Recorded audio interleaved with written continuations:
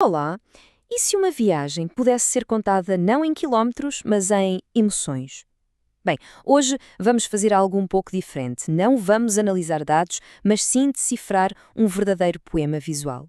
Vamos mergulhar a fundo na jornada de quem viaja a sós, uma história que é sobre descoberta, sobre transformação e sobre todos os caminhos que se abrem quando se decide dar aquele primeiro passo. E tudo começa exatamente aqui, com esta inquietação. Aquela sensação, sabe, de que o mundo é vasto demais para ser vivido a partir de um único ponto. E olha, isso não é só uma frase bonita, não. É o chamado aventura que vai dar o tom para tudo que a gente vai ver a seguir. Mas como é que uma jornada dessas realmente começa? Não é com a compra de uma passagem de avião. É antes disso. É com uma decisão interna. Aquele momento em que se escolhe de forma consciente deixar o que é familiar para trás e simplesmente caminhar em direção ao desconhecido.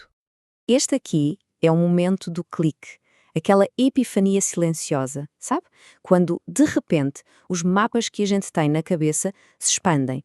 É a percepção da imensidão do mundo, a faísca que acende a chama da exploração e que, de certa forma, torna impossível voltar a ser quem se era antes. E, claro, essa epifania toda tem que virar a ação.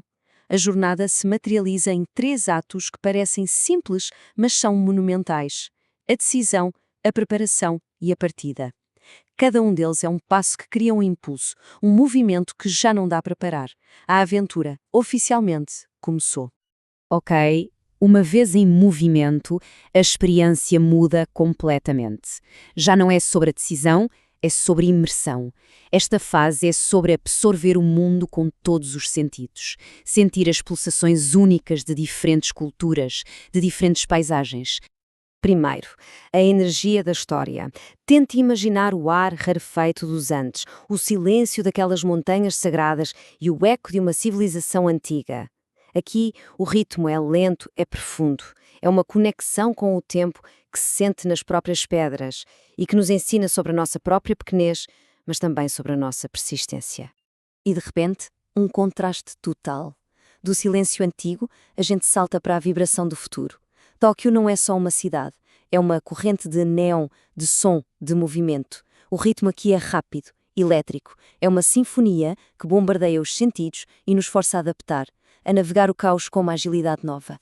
E para completar essa viagem sensorial, a gente aterra na tranquilidade.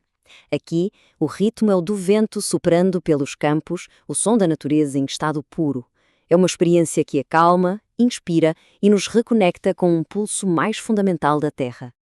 Então, o ponto crucial é este. Viajar não é só ver lugares, é colecionar sensações. E essas experiências se tornam parte de quem a gente é. Já não pertencemos a um lugar só, passamos a carregar um mosaico do mundo, uma identidade que se torna mais complexa, mais empática, construída a partir de todos esses ritmos. Agora, vamos um pouco mais fundo na jornada. Depois de absorver os ritmos do mundo, o viajante deixa de ser um observador para se tornar um participante ativo. A questão aqui passa a ser se envolver, não apenas assistir de fora. Isso nos leva à grande questão, não é? O que é que se procura de verdade quando se parte para o desconhecido? É uma pergunta que vai direto ao coração do que significa ser um verdadeiro viajante. E aqui está a resposta. A perspectiva muda completamente. A viagem deixa de ser uma lista de locais a arriscar para se tornar uma coleção de momentos, de conexões humanas. Viver histórias significa aprender a lidar com o inesperado, a confiar em estranhos, a construir uma resiliência que só aparece quando se está longe de casa. É a qualidade da experiência, não a quantidade de carimbos no passaporte. Essa jornada de viver histórias leva a uma transformação final na percepção. É aqui que o viajante entende o impacto total das suas experiências e como elas mudaram a sua forma de ver absolutamente tudo. Que metáfora incrível, não é? Ela ilustra de forma brilhante a ideia de que ficar parado é limitar a nossa compreensão da vida. Cada viagem é um novo capítulo, cheio de personagens, cenários e lições que expandem a nossa visão do mundo e, claro, de nós mesmos. E a beleza de tudo isso está na simplicidade.